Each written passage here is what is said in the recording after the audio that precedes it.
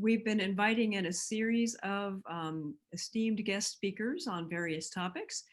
And today we're continuing our discussion of equity, diversity, and inclusion, and doing so in an international fashion by bringing in Melanie Murata, who is also an alum and a master's and bachelor's alum of this program, who is now living in Italy. And pursuant to our topic today, through her own firm, Karu, she has started a program of support for designers of color. And so she's going to tell us about that, and I'm sure many other things. But also joining us today, thrilled, is Melise Hulslander, who I'm sure Melanie will tell you more about, is working in partnership with Melanie on this topic. So Melanie, thank you so much for being here with us, and Melise as well. And again, everybody, thank you for joining us. We have alums, we have other students on the line. So this is terrific. So please take it away, Melanie.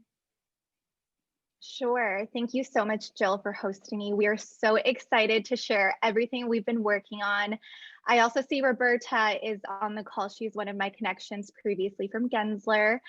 So I'm so excited, to have this conversation with you and kind of share this passion project that we've cultivated since the summer, really. So it's been kind of, we're just now up and running, and we're excited to share the progress with you. So I'm not sure how much everyone has read on the Karu design program. But the topic is, essentially the program is a digital community space elevating the voices of creatives of color.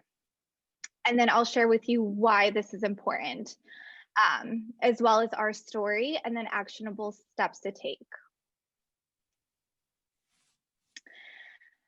So as everyone knows, 2020 is the year of the killer bees, the locusts, the coronavirus, everything happening in the world, it seems like. Here we are on Zoom, connecting. And as a creative, I feel like there's been this global shift happening. Most importantly, with, the killing of Breonna Taylor and, what happened with George Floyd, we palpably kind of felt this collective anger, right? I mean, it doesn't matter left or right or where you kind of stand, but I feel like just the issue of racial equity has been kind of at the forefront of 2020. So personally speaking, and as a business owner, this really kind of, pulled at my heartstrings, and I just felt really called to do something about it. So again, before we move on to the next slide, I think it's important to highlight that we know everybody posted the black box on Instagram. And so I just want to reiterate that the intention behind this program has been transcending beyond the black box, and not just performative marketing, but really making a change. And even if it's, not on the largest scale, I truly believe that change really happens at a micro level. So here's a quote by Martin Luther King Jr. that really stayed with me. And it's, the ultimate tragedy is not the oppression and cruelty by the bad people, but the silence over that by the good people. So essentially, we are all being complicit by not speaking up for racial equality and equity and justice. So then kind of feeling the palpable anger and just, at the injustice of racial equity that has been happening in the US and globally, I kind of turned back around to our own profession of architecture and interior design, which leads me to this, fact. So African Americans represent about 2% of all licensed architects and interior designers. And African American women represent 0.3%. So if we look around our classrooms, at our firms, even if you're in sales, African Americans are largely underrepresented in this discipline. Melanie, may I interrupt you just a moment? I am not certain if you're wanting the slides to advance, but we're still looking at your first slide. Oh, okay. No, no, no. They are supposed to be advancing. Resume share. Okay, hold on. Can you see it now? No, we still see your first slide. We see Oh, the thanks for letting me know. we see the whole PDF. Yeah, we see the whole PDF thing with the toolbar on the right too. Okay, got it. Okay, I think I put it to full screen. Okay, can you see my slide now? Yes, thank you. Okay, so just to take you back, we talked about this global outrage, and it's hard to put it into words, but I think it was very palpable. No matter where you are on the spectrum of politics, I think this is a universal truth that racial equality is just. So then going back to this slide, this is a quote that I talked about from Martin Luther King Jr. About staying silent and being complicit. And then here we are, this fact, as I see a lot of us that are white and white passing on this call, this is a fact that really, really kind of struck me and made me want to create change in our industry. And although I don't have the largest firm in the world, I have a small firm in Milan and Tuscany.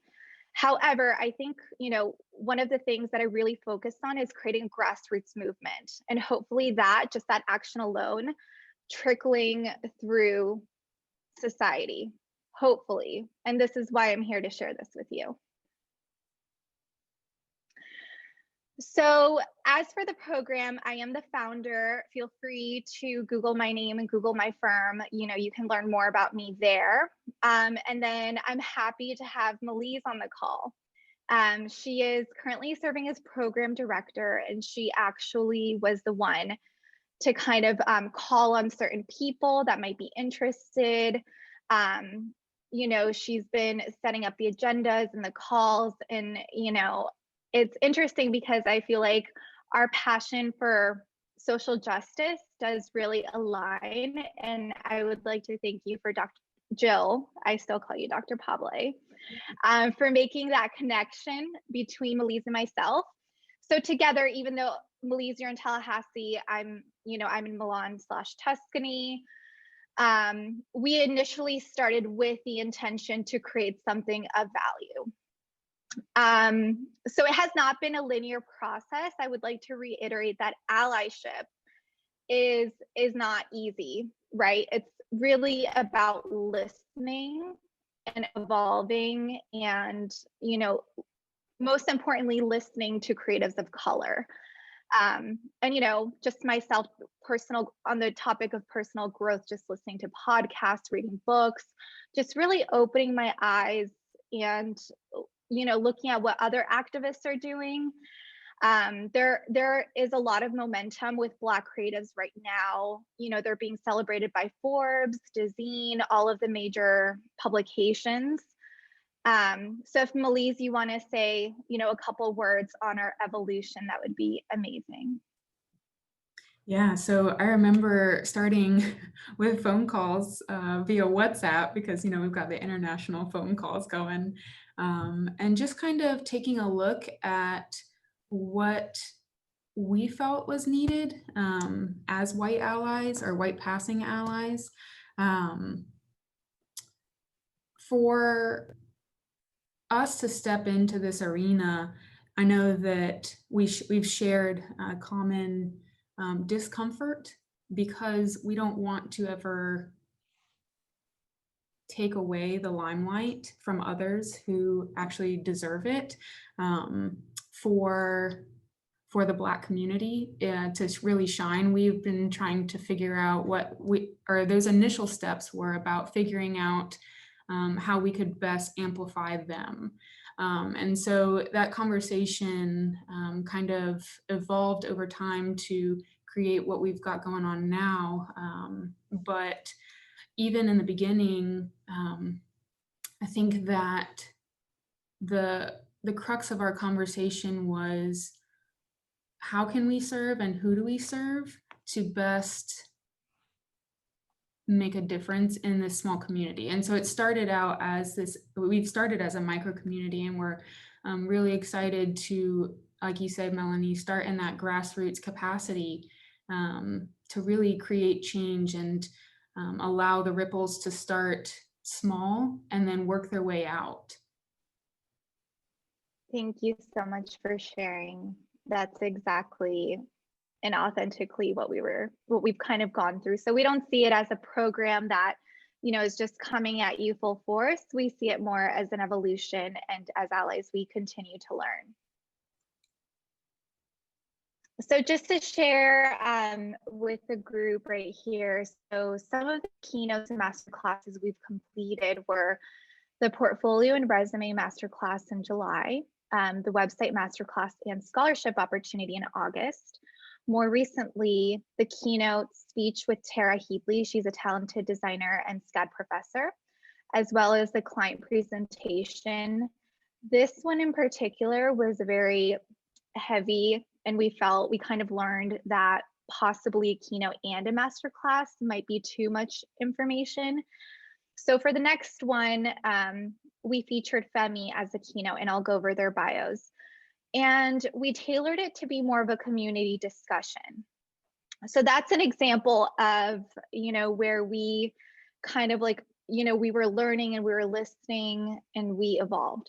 Most importantly, we heard that Black creatives are the most comfortable hearing from other Black creatives. So with September and October, really the intention was to pass the mic over to Tara and Femi. And I think, I feel like we have a really good pace going, and I have a couple of contacts interested for November and December. But I do like this idea of passing the mic, and I feel like it's been very impactful and more meaningful. So these are the speakers we invited. Tara Headley, she's been featured on Hospitality Magazine. She's a SCAD professor and project designer. She's a force to be reckoned with. Alongside Cheryl Durst, there is this group of, Black designers that have kind of garnered community in the digital space, and she is one of the leaders leading this initiative. And then Femi, he's a fashion entrepreneur, to kind of mix it up, to understand that not just the architecture and design space could inform this program, but really just emphasizing how we can work with other disciplines to, elevate the development of this group. So the thing about Femi is that he is unapologetically really confident. And so we invited him to the program, and he kind of gave us his behind the scenes of how he reframes the thinking, whether, there are critics or, you're on the social media space, trying to build a brand. He really took us through his behind the scenes of how he's just unapologetically confident. So here are a couple snapshots. So this is the meeting with Tara. She was gracious enough. She did have another meeting, but she was gracious enough to kind of walk us through, her background. One of the things that stood out was that she always shows up. So if there is an NEWH event, if there's an IIDA event, she emphasized that she's always there, no matter what, no matter if she's judged, no matter if she's the only student. So that was the biggest takeaway from this session. And then for this session, Femi really opened up, full disclosure, what it means to be a Black male versus a Black female in America and globally. He has studied abroad as well and has kind of shared his perspective. Again, he just kind of said things like, be really bold. Who cares what people think? And it just, I felt like it had a tremendous impact on the overall energy of the group. So that this was the latest session. And then, most importantly, the goal of this program is to highlight the creatives that are involved in this program. So really, Melise and I serving as allies, kind of lifting up this program and helping elevate the voices of the creatives that are the participants. So first, Lonnie Days, she's a third-year interior architecture and design student at FSU. More notably, she's the founder of Color of Design. One of the most important things I wanted to highlight is that throughout our process, we have learned that the most important thing is to listen, even if it's uncomfortable. Initial thoughts of quote unquote white colonialism might be, oh, that's uncomfortable. That's not my background. That's not how, I was raised or how I went to school. But I think in order to achieve racial equity, the most important thing is to listen to voices that are diverse. So Lonnie here is, started the Color of Design at FSU, and I highly encourage everyone to participate, to donate. She's working really hard alongside Anna Ellis and Caitlin Lodato. And I think this is wonderful. And again, props to her for taking this initiative because, it takes a lot of courage. So for me, I would say where anyone can start is in their own backyard, in their own community. Attend a meeting. If you can't attend, donate to Lonnie. If you can't donate, then tell a friend. So that, type of thing. And then the next participant we have is NAUTICA Edge. She's a fourth-year interior architecture and design student. She is looking to further her education and obtain a master's degree in architecture. So, and then she's also coming out with a jewelry line that celebrates ancient West African history. So, stay tuned with what she's doing. Feel free to buy, her jewelry line. Feel free to support her and, with a portfolio review. So, okay. Then our next participant is Krystal Mason. She is based out of Los Angeles and is looking to graduate with a master's of interior design at UCLA. So she kind of just reached out to me on LinkedIn for initial advice, which program to pick, what is seat accreditation, that sort of thing. So we invited her to the program and she's kind of just getting started. She's done some remodeling on her own, but really wants to take this, to a professional level and practicing interior design. So feel free to follow her on here, on Instagram, and I can share this presentation after.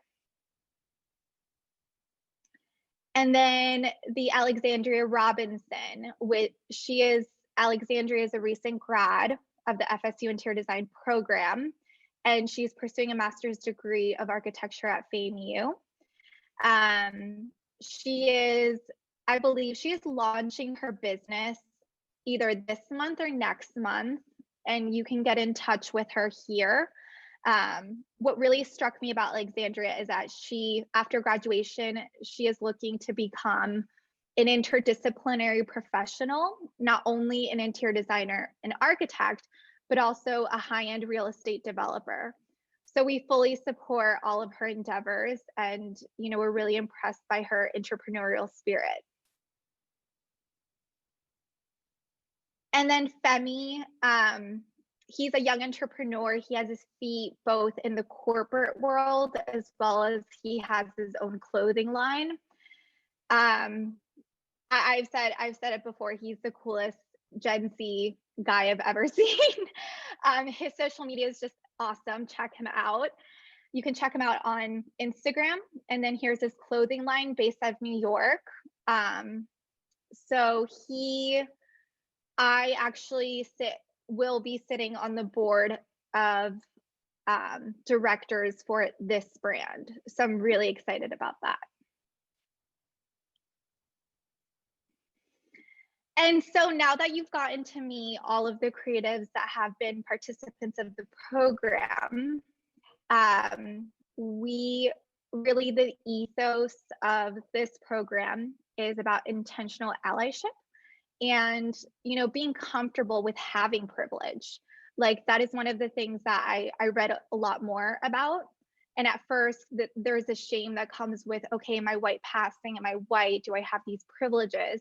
But I think, looking at the chain of moms during the protests in Oregon, it was basically a chain of moms protecting Black protesters. So not to get political, but it's just really the principle of using a voice that, has in society has privilege, but then turning around and elevating the voices and creating opportunities for women of color. Because as we've seen, even though African Americans is a general statement, really the disparity is women of color. And even Femi attested to this. He was basically saying that, a man can be loud and, be creative and be free and shout, but if a Black woman does that, she might be seen as angry. So those were some nuances that, we're not hesitant, we're not going to be shy about it, but just coming from Femi himself and sharing it with the group, and the group kind of giving the thoughts on this idea, I think it's even more important to support women of color. So for us, it was really about, okay, how do we do allyship right? So allyship is never perfect. So I call myself an imperfect activist because we're always learning. But it's really about just allocating financial, intellectual, and community resources to this group of people, and specifically Black creatives in the design and architecture space. And most importantly, to listen. If somebody is saying, this chair is pink, but you're saying, no, this chair is green, I think it's worthwhile contemplating, maybe the chair is pink. Just using that as a very basic example. But I think, just cultivating empathy and an openness for a more equitable future. And I'll tell you why that's important, just beyond, students and professionals, and I'll tell you why. Before I tell you why, again, I wanted to emphasize, everything that we've learned along the way. White and white passing allyship is creating space and opportunities for women of color and accepting all parts of her that are uniquely brilliant in the design and architecture space. So to me, what this means is gone are the days where we focus on white colonialism based architecture, right? Everyone has a voice, everyone has creative ideas. Everyone can look at architecture in unique ways that are valuable. These ideas are valuable. So this is kind of the ethos in student work and in practice. And again, by failing to represent diversity, we are normalizing whiteness and othering everything else. So again, as young designers, we can't ignore the fact that the world is increasingly becoming more diverse. Skin tones are starting to mesh together. People from Italy are marrying people from the US, people from China are marrying people from Australia. In this global economy, it's hard to deny the fact that we are becoming more diverse. So the sooner we can represent diverse voices in the discipline of architecture and interior design, I think it will be smoother for everyone, and it'll be a more just future. So just kind of wrapping it up before we dive into questions, and I'll open up the floor also to Melise to give some final thoughts. But really, true equity and diversity includes the voices of all. As we look around higher learning environments and architecture around us, white colonialism is represented. If you have any questions about what white colonialism means, feel free to send me an email. We can catch up afterwards.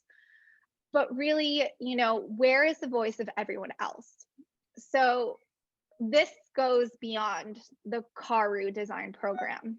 And it's really about building an equitable future. And as a business owner, the thinking is, if I am able to kind of weave this into my practice, I would hope that this could trickle onto, other firms and other professionals. I am in touch with other professionals that feel the same way as I do, and they're creating their own programs. And I would really love to see the corporate firms transcend the black box, transcend the marketing on LinkedIn, and do things that are tangible and concrete. So with that being said, thank you guys so much. This has been a passion project for me, and I'm so excited to, continue the conversation with everyone. And if you want to stay up to date with what we're accomplishing, feel free to check out the website. I really haven't been posting much about it because it's such an intimate process. But I feel like in the future, once we get the ball rolling and we're all kind of comfortable, then I might include more in the marketing of the company. But I think we're just really, the focus right now is to really just pay attention and listen and be present. And each time we meet, we want to make it valuable for everyone.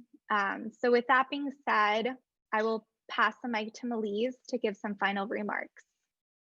Yeah, so thank you, Melanie, for giving me a little bit of space to talk as well.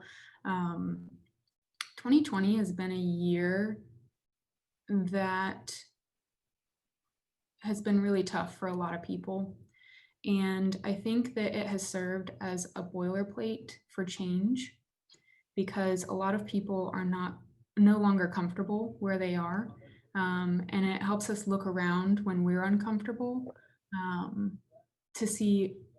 to reach out to others who are not comfortable, who are threatened, who are experiencing loss. And so with the birth of the Karu design program, we are trying to push past this white colonialism or white centrism, making whiteness the standard, this idea of having whiteness as the standard, and pushing toward a better future where we are able to have conversations about racism, where we are able to have conversations about oppression, and we are able to support our sisters who do not have the same abilities to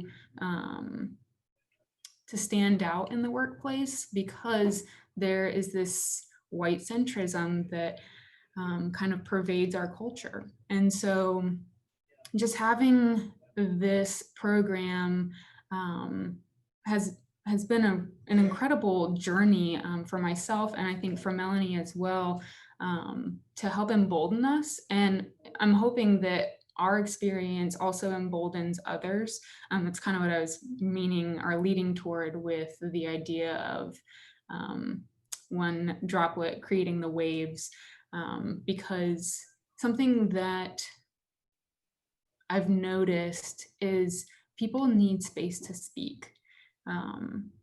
If we're able to make that space in our day-to-day conversations, then we're able to progress progress the conversation in a more diligent way, in a way that is just a bit more helpful for everyone involved. It fosters understanding, and hopefully in that route as well, we can foster change. And so I'm really excited to see how the Karu Design Program participants and myself and Melanie are able to progress change in our own circles, and how that then progresses out into our larger communities.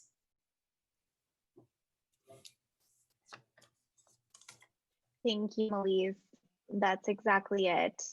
It's really about the trickle effect and the law of exponentiality.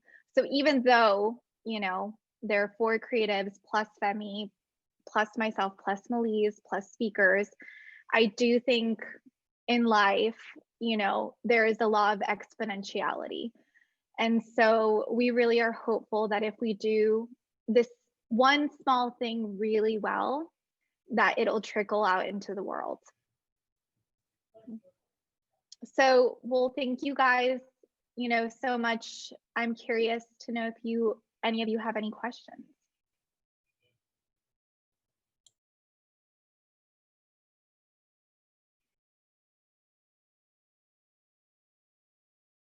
Oh no, I can't hear you.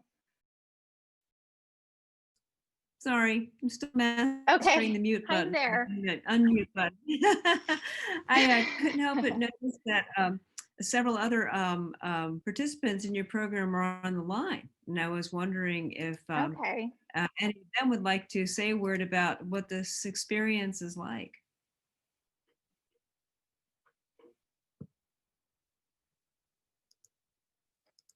Hello, I'm Nautica. I am one of the Karu Design participants. And this experience for me it's been heartwarming for one. And it's been super, I don't know, like fulfilling to know more and to actually understand exactly who I am as a Black American student at Florida State, and just like being who I am. This past speaker that we had, Femi, definitely helped me understand what I want to do after I'm finished with my bachelor's degree. And I don't know, I think it's super important that we understand exactly who we are as Black Americans, specifically as Black American women in the design world. And I'm definitely grateful for Melise and Melanie for giving me this opportunity to actually find out who I am and who I want to be in this vast world. So I'm definitely learning a lot, and I can't wait to see what else I can get out of it. Nautica, what have you now learned that you'd like to do after you are finished with your current degree? Well, I'm hoping to get into the graduate design program at Harvard University, where I will be able to get my master's in architecture. And what I want to do with that is I want to surface the true Black American culture. Recently with Femi, I realized that my place, obviously I'm not white, maybe I should. Here I am, hello. So obviously I'm not white, there. But to a lot of African American, well, Black American, African American groups and individuals, I don't act Black, so to speak, the way I was raised, the way I speak, the food I eat. And I've been kind of like questioning exactly what is true Black American culture.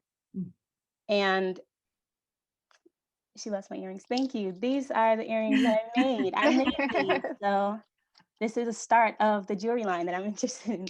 Yeah. But yeah, so I definitely want to surface the true Black American culture, because I've been asking questions about exactly what is our culture. Majority of it is stereotyped. So they say Black people do this or Black people do that. So after a while, we began to accept, okay, well, that's what I do then. So now they assume that it's the culture, and it's not. So if you're Black and you don't do that, then you're not Black. So what I want to do is I want to go into the history, and specifically the architecture and the interior design. And I want to know exactly where it started, where all of this first began. I know we lost majority of it when slavery first took place, even down to the style of cooking. I asked my mom, I said, where did soul food, that's what it's called soul food, come from? So she's like, well, I learned from my mom, and my mom learned from her mom, and her mom learned from her mom. So if you go all the way back down the line, it's somewhere in slavery. And I don't think there were certain foods that were being cooked over in Africa that we have now that's called soul food. So I want to know exactly where it started. So if I'm not the like normal Black American female, then who is? Like what is true Black culture? And I was told and by Femi, and I definitely accepted this, that I'm not meant to belong to either group. I'm not, of course, I'm not white, and I'm not the stereotypical Black woman. So who am I? And I want to go all the way back. I want to go back to the very, very, very beginning. And I want to research. I want to dive deep into whatever I can find to figure out exactly what true Black culture is through interior design and architecture. Mm. So it sounds like for you, one takeaway from being involved here is the connections of one of the speakers that came to visit and to talk. Definitely. Mm. Yeah, Melanie, what do you see is going to happen as you move forward, and what are your goals? Or are there certain aspects of what you're doing are going to take further prominence, or what do you think? Sure. So I know we started off, in July and August with just the master classes. And, I heard loud and clear, Black creatives are comfortable with Black creatives. We fully support that. Melise and I fully 100% support this. So with the success of Tara's keynote and Femi's keynote, we would like to continue. And I have, a couple people I'm in contact with. Also to say, using my vast network, to give these students access to Black creatives making change and making waves in the design industry. So I would like to, for November and December, invite, additional keynote speakers that are leading the Black discussion in the space of architecture and interior design. Mm. We know so far there's obviously Cheryl Durst. I'm number one fan of Cheryl Durst, IIDA. Gabrielle Bullock. She is a diversity director at Perkins and Will. We also know Kia. Kia was a recent speaker. We know Denise Rush. She is a professor. I believe she's the head of the department at Boston Architectural College. And, there's many more. So I'd be really excited to continue to become kind of this link for the students and practitioners in the professional world to then come together and exchange this dialogue. And for me, it sounds like NAUTICA, these types of keynote speeches have made an impact on your career trajectory. So I think if we can continue to do that, that has been exciting for the group emotionally and just, as part of their growth, then, everything else is details. I'd be happy to continue giving master classes, but then also slow down as needed with community discussions. And as a busy practitioner, I also have my own clients, my own business. So what I try to do is, I'm trying to stay really organized with this. We only meet once a month, but I do believe that that hour is the most valuable hour that we can all have together.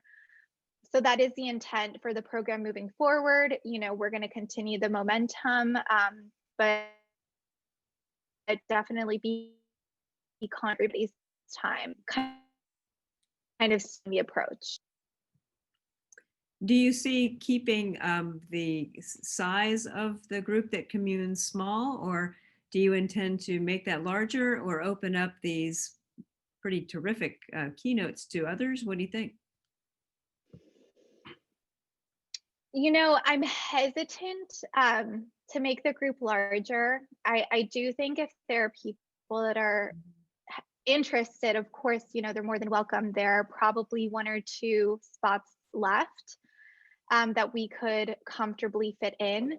But really the focus for me is to create a depth in value for the creatives, rather than, we're not going to be mass lecturing to 300 people. I do know that there is a community that is on a larger scale through IIDA. And I believe Tara is part of that. She said, 50 to 70 Black creatives get on a Zoom call and talk about, things that are relatable to each other. For this program, and, as an ally, first and foremost, and as, a practitioner, again, I would just like to keep the value really high and keep the creative output high. So quality over quantity, I think. Are there any other questions possibly for our grad students? I'm going to raise my hand. Hi, I'm Kendra. I'm coming from the College of Education. Hi. Hi. I have a quick question. How is colorism playing into your masterclass? And then how have you seen that play a part of the field that you're in, particularly since you are in another country? And I'm more familiar with US culture, but I would assume, based on my knowledge of kind of world stuff, that colorism is a little bit more of a piece in Europe in particular. So do you have any thoughts, or can you talk about that at all? Sure. So what I hear is, how does colorism play a role in the master classes? Is that correct? Okay. So first and foremost, I want to say that full disclosure, at the beginning of every masterclass, I say, my experience is not the same experience as yours, or it may not be. I come from a hybrid of the corporate world and in the entrepreneurial world. So with that being said, the master classes are positioned to provide, intellectual knowledge. And if anybody can glean a little bit of insight, then I'm happy with that. One particular masterclass that I am a huge advocate for, it was, the client presentation masterclass. And I do believe that this one was important because I actually shared my fees with everyone. I do think as students, as women, and specifically as women of color or minority women who haven't had this privilege of having parents or connections to practitioners who already know the ropes, I think, sometimes young creatives undercut themselves. They charge a couple $100 for full fees. So for this one, I think colorism, for this is an example of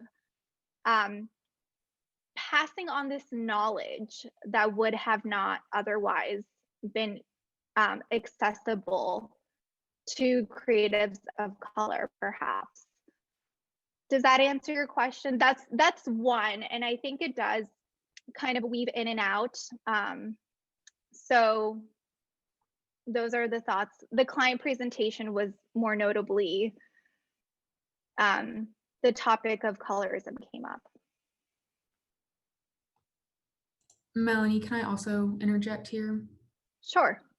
Yeah, so Femi's keynote this month was also about kind of breaking past that barrier of prejudice in society, and breaking past the discrimination that that the Black community feels.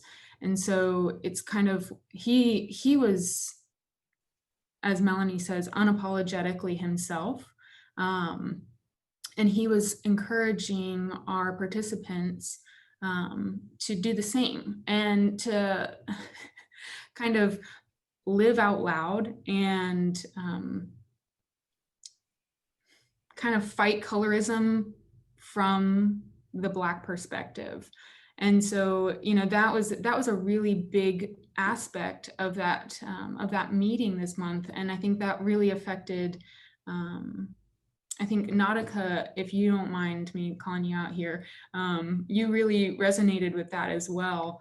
So it was just, you know, things like that that come into the keynotes, that come out of the master classes that Melanie is able to provide. And going forward, just keeping in mind how colorism is the reason why we started this, right? We're fighting against that prejudice that's pervasive in our society. I think, you know, to chime in here, with Femi coming out and saying, I'm 100% myself and I don't care. And if people are going to judge me in a certain space, then I don't belong in that space. He just fully came out and said that. And I think even for me, it was transformative, right? Why do you have to struggle to be navigating? You know, it's exhausting. Whether you're autistic, whether, you know, you're in a wheelchair, I think it's a fundamental universal truth that if you're unaccepted in an environment, then it's pretty tiring, right? You know, transcends colorism. You know, if you have pink hair and you show up in a place that says no pink hair allowed, it's just a universal human truth. So the focus really has been supporting our creatives and giving them that space, and hopefully inspiring others to cultivate this space for them. And, you know, something we've also heard is, you know, out of lack of education, a lot of times, I do know Tallahassee's in the South. Out of lack of education, sometimes, you know, colleagues, not out of bad intentions, sort of police other people and say, well, that's weird, or why are you doing that? You know, in kind of a demeaning way. So I think for us, it's important to create space, cultivate curiosity, and create this sense of openness for others, for people of color, for people with pink hair, for people in wheelchairs, you know. So that is something that kind of stayed with me from the past session. Well, I think we've got just a minute or two left. I'd like to invite any other questions from anybody who has participated today. And then I've got a couple of things I wanted to say as well. Sure. Any last questions?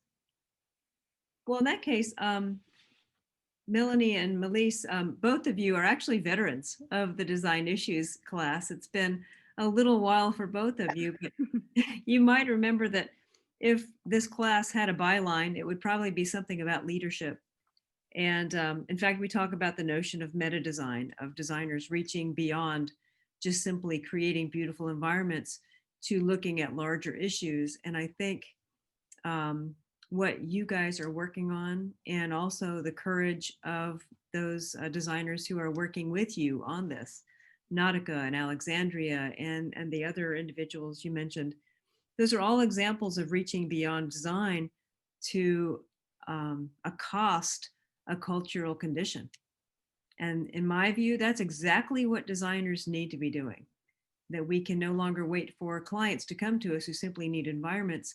There may be a time when we need to engage with those bigger underlying issues that are hindering or putting up walls. And I think you all are doing that in a beautiful way. So design issue students, if you are enrolled this semester, take a look at these two individuals who are walking the walk of moving beyond what we might think of as design practice to something that needs to be addressed in a desperately necessary way. So I just wanted to say thank you to you both for also being a role model to those of us who are, still learning. I put myself among them in terms of how to affect change. Change is local. Change needs to happen at a local place before it can get bigger. And you all are creating that stone in the pond that is getting bigger as it ripples out. So I just want to say thank you for the beautifulness of what you are doing. Thank you, Jill. It was a pleasure to come on and share a story and the evolution of what it means to weave design with social justice. And if I don't mind saying so, everybody, Melanie has produced a table that is being being reviewed for, I think, one of the high honors through Interior Design Magazine. So vote for Melanie's table if you can. What's the name of your table, Melanie? It's the Purity Table. Voting is over, so we hope we made it to the next round. I believe it's my first time being nominated for this award. But I believe if we make it to the next round, then they vote again. So I'll let you guys know.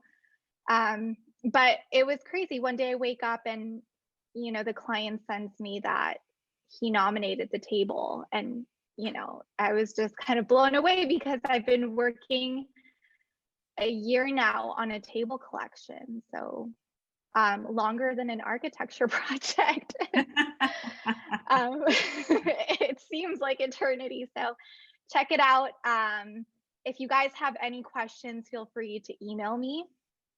If you have any questions, if you're curious about becoming an ally but aren't so sure or how to do that, whether it's through donating, allyship has different languages, so if you have, don't be ashamed if you can't participate.